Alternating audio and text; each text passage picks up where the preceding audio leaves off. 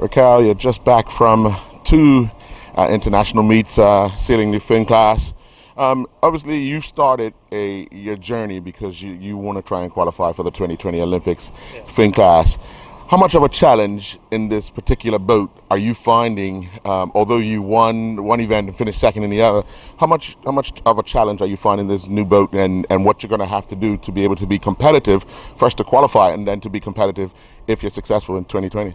The biggest challenge right now is just learning the different techniques in the boat, especially sailing downwind, the pumping technique. It's very unique to the fin class, and it's very physical, and also it takes a lot of cardio. So I'm going to spend endless hours in the gym, getting stronger, getting fitter, and having the endurance just to sail the boat faster around the race course. We just had two sailors compete in the Olympics in conditions that were at times new to them, a lot of ground swells and so forth. So, and learning how to move their body around. So how much collaboration can you talk to them about their experience and what they had to go through, as well as other experienced sailors that to get just feed information? Sailing goes a long way as in the same type of conditions and the same boats, like the same movements to go faster downwind. So it's a lot in common we have, and it just takes time on the water, sailing in those conditions, knowing what the boat likes to go faster and doing certain things to make it go faster. Now, the first regatta, the toilet bowl fin class regatta, you were able to come out on top, nothing less than a top 5 finish in that. And then you went to Cork up in Canada. To see someone finish a race first 10 times, how much of that becomes a challenge by race 5 to say, I need to beat this individual? Yeah, it was such a challenge. I was hungry to beat him.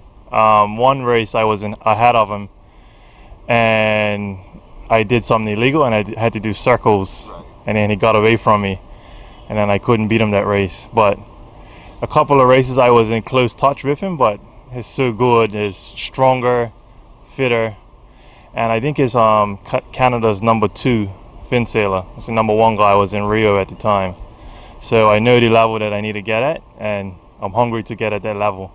How often do you think you can get back to compete and possibly train with people of that nature on a more regular basis? Yeah, that's the key. I need to go to Europe and train and race with the good guys, or even Great Britain, or even Canada. I might go over there and do some training with those guys. But that's the number 1 thing that's on my mind right now, is training with the best and sailing against them and getting fitter in the gym. So hopefully I'm planning to go to Europe in the new year for maybe 3 or 4 months. That's my plan.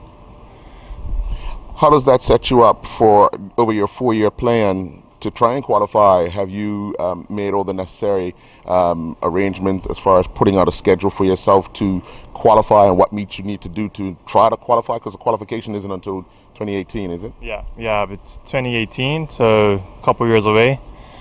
But my plan, it's coming together. I have a plan for the end of this year and next year, and it involves a lot of training and a good bit of races, like top quality races where all the good guys race to.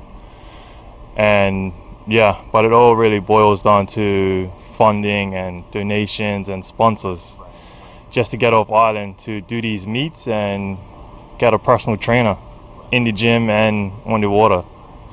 Now, fin is not a big class in Bermuda, so do you plan to still be a little competitive here to stay on the water in a competitive mode in other boats? Yeah, for sure. Especially just being on the water, reading the wind shifts and what the wind does with different cloud cover and the weather.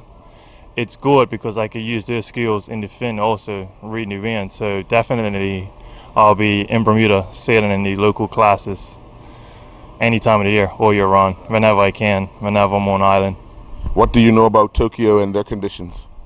As far as I know right now, it could be a mix, kind of like Brazil. They say it's one thing, and then it's a whole mix of stuff. Mother Nature. Yeah, exactly.